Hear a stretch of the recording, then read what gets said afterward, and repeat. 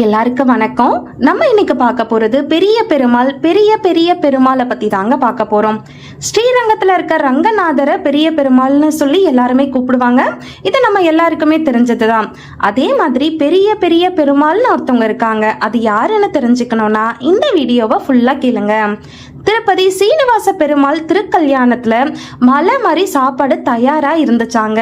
இந்திரன் உள்ளிட்ட தேவர்கள் மகரிஷிகள் எல்லாருமே அந்த திருமண விருந்து சாப்பிடுறதுக்கு தயாரா காத்துட்டு இருக்காங்க. அப்போ நம்ம படைப்பு கடவுளான பிரம்மர் மனக்கோலத்துல இருக்க சீனிவாசரை பார்த்து இந்த உணவுகள் எல்லாம் யாருக்கு நெய்வேத்தியம் செய்யறதுனே தெரியலையே அப்படின்னு சொல்லி கேக்குறாரு.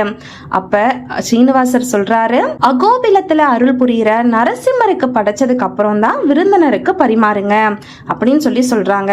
பத்மாவதி தாயாரோட சீனிவாச பெருமாளும் அகோபிலத்திற்கு சென்று அங்க இருக்க நரசிம்மரை வழிபடவும் செய்றாங்க.